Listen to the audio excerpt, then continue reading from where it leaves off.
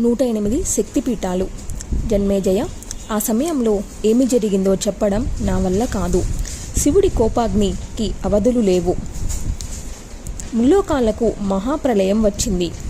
భద్రకాళి గుణాన్వితుడై వీరభద్రుడు ఆవిర్భవించాడు. త్రిలోకాలను నాశనం చేయడానికి సముద్రుడయ్యాడు.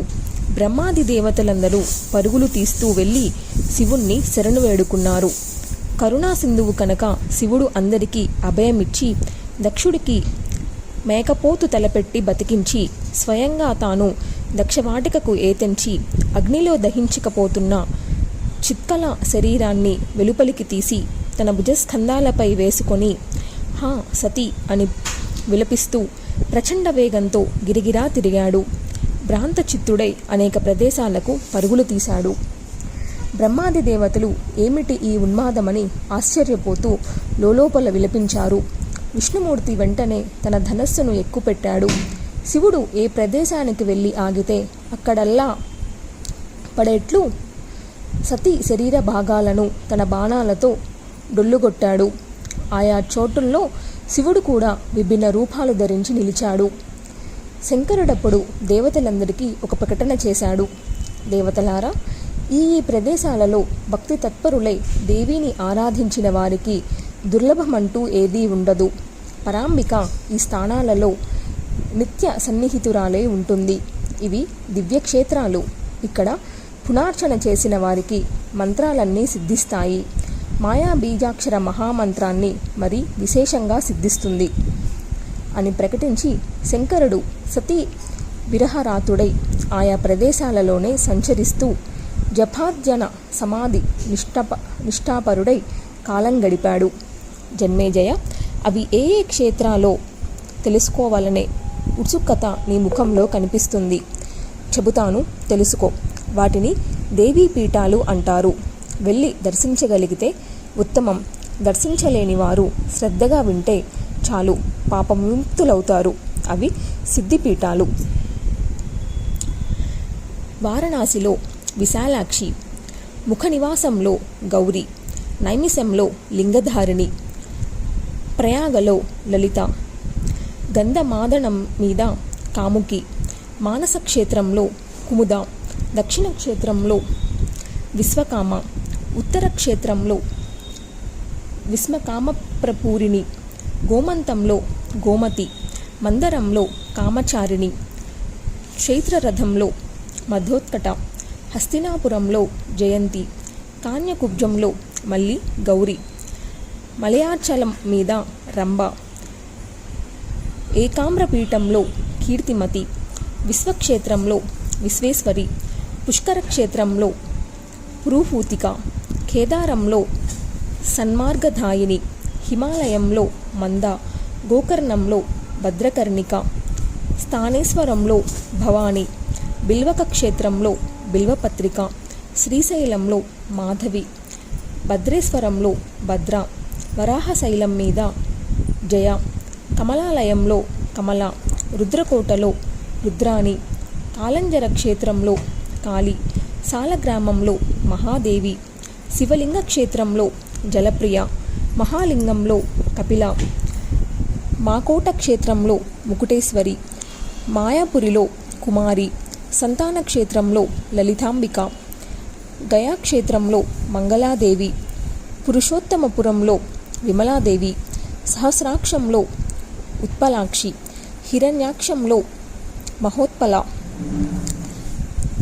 విశాఖాక్షేత్రంలో అమోఘాక్షి, పుండ్రవర్ధనంలో పాడల, సుపర్శ్వాసంలో నారాయణి, త్రికుంఠంలో రుద్రసుందరి, విపుల క్షేత్రంలో విపులాదేవి, మలయాచలం మీద కళ్యాణి, సహ్యాద్రి మీద ఏకవీర, హరిశ్చంద్ర క్షేత్రంలో చంద్రిక, రామతీర్థంలో రమణ, యమునలో మృగావతి, కోటతీర్థంలో కోటవి, మాధవవనంలో సుగంధ, గోదావరిలో త్రిసంధ్య, గంగాతీరంలో రతిప్రియ, శివకుండంలో శుభానంద, దేవికా తటంలో నందినీదేవి, ద్వారావతిలో రుక్మిణి, బృందావనంలో రాధ, మధురలో దేవిక, పాతాళంలో పరమేశ్వరి, చిత్రకూటంలో సీత, వింధ్యాపర్వతం మీద వింధ్యవాసిని, కరవీర దేశంలో మహాలక్ష్మి,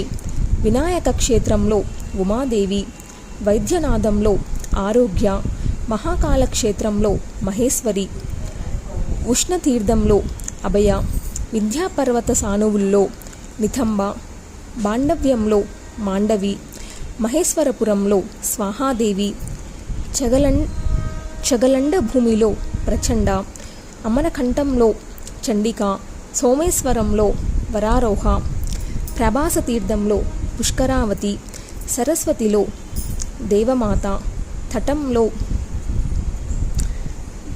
పారావారదేవి, మహాలయంలో మహాభాగ, పయోష్టిలో పింగళేశ్వరి, కృతశౌచంలో సింహిక, కార్తీకంలో అతిశాంకరి, ఉత్పలావర్తకంలో లోలాదేవి, సోన సంగమ క్షేత్రంలో సుభద్ర, సిద్ధవనంలో లక్ష్మీమాత, భరతాశ్రమంలో అనంగ, జలాధరంలో విశ్వముఖి, కిష్కింద పర్వతం మీద తారాదేవి, దేవదారువనంలో పుష్టి, కాశ్మీరంలో మేధాదేవి, హిమాద్రిలో భీమాదేవి, తుష్టి విశ్వేశ్వరి కూడా ఆయా పర్వతాలలోనే, కపాలమోచన క్షేత్రంలో శుద్ధి, కాయవరోహణంలో మాత, శాంఖోధారంలో ధరాదేవి, పిండాకరంలో ధృతి, చంద్రభాగా తీర్థంలో కళాదేవి, అచ్చోదంలో శివధారిణి,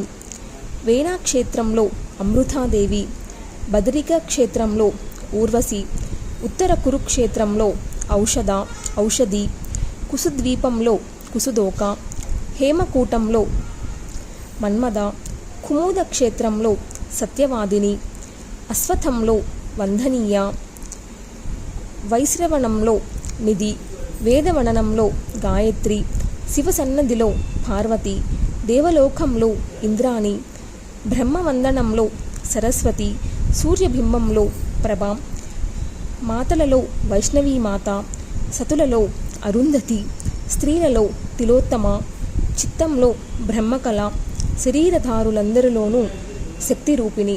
ఇవి 108 పీఠాలు. సతీదేవి అంగభూతాలు. వీటన్నింట పరమేశ్వరుడు పరాశక్తితో కలిసి సన్నిధి చేసి ఉంటాడు. వీటిని స్మరించిన, వీటిని గురించి విన్న భక్తులకు పాపాలు అన్నీ తొలగిపోయి ముక్తి లభిస్తుంది. తీర్థయాత్రగా బయలుదేరి వీటిని సందర్శించి ఆయా క్షేత్రాలలో పితృదేవతలకు తర్పణ శ్రాద్ధ విధులు నిర్వహించడం ఉత్తమోత్తమం. దేవి పూజలు చేసి అమ్మవారికి క్షమాపణలు ఎప్పటికప్పుడు చెప్పుకుంటే సద్గతులు కలుగుతాయి. సువాసిని పూజలు, కుమారి పూజలు, వటు పూజలు నిర్వహించి అన్న సంతర్పణాలు చేస్తే ఇక్కడ విశేష ఫలితాలు లభిస్తాయి. ఈ క్షేత్రాలలో నివసిస్తున్న సర్వప్రాణకోటి ఉత్తమాధమ భేదాలు లేకుండా అందరూ దేవీ స్వరూపాలే, అన్నీ పూజనీయాలే. ఇక్కడ చేస్తే మంత్ర పునర్చన అమోఘంగా ఫలిస్తుంది.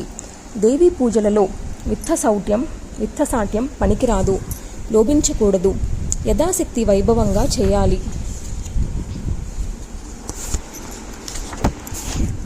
108 శక్తిపీఠాలను దర్శించి భక్తి తత్పరుడై ఆయా విధులను నిర్వహించిన వారి పితృదేవతలు సహస్రకల్ప పర్యంతం బ్రహ్మలోకంలో నివసిస్తారు. పూజించిన వారు జ్ఞానులై భవాంబుదిని దాటి ముక్తిని పొందుతారు. మణిద్వీపంలో దేవీ సన్నిధిన నివసిస్తారు. ఈ అష్టోత్తర శతనామాలను జపించిన, లిఖించిన పుస్తకాన్ని ఇంటిలో ఉంచుకున్న దుష్టగ్రహ పీడలన్నీ తొలగిపోతాయి. పున్నమి నాటి సముద్రంలా సౌభాగ్య సంపదలు వర్ధిల్లుతాయి. వారికింకా అసాధ్యమంటూ ఏమీ ఉండదు.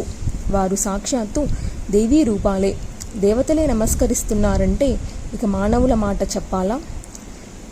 శ్రాద్ధ కాలంలో ఈ అష్టోత్తర శతనామాలను జపిస్తే పితృదేవతలు సంతృప్తి చెందుతారు, ఉత్తమగతిని పొందుతారు. జన్మేజయ, ఇవి సాక్షాత్తుగా ముక్తి క్షేత్రాలు, సంవిన్మయాలు, సిద్ధపీఠాలు. మతిమంతులు వీటిని తప్పక సేవించాలి. అతి గుహ్యమైన విషయం నీకు చెప్పనా? ఇంకా ఏమి వినాలనుకుంటున్నావో చెప్పు అన్నాడు వ్యాసుడు. వ్యాస మహర్షి హిమవంతుని ఇంటిలో ఆ దివ్య తేజస్సు ఆవిర్భవించింది అన్నావు. అది మరికొంచెం విస్తారంగా చెప్పు. శక్తి కథామృతాన్ని రోలడంలో ఎవరైనా ఎంతకైనా తృప్తి చెందుతారా? ఇంకా ఇంకా వినాలనే ఉంటుంది కనుక పార్వతీ జననగాథను మరింత వివరించు అని జన్మేజయుడు అభ్యర్థించాడు. వ్యాసుడు సంతోషించి చెప్పనారంభించాడు. జన్మేజయ, నువ్వు ధన్యుడివి, కృతకృత్యుడివి, మహాత్ములు చేతి కింద నలిగిన వాడవి. మహాదేవి పట్ల నిర్వ్యాజ్యమైన భక్తి నీకు కుదురుకుంది. అదృష్టవంతుడివి. తరువాత కథ చెబుతాను, ఆలకించు.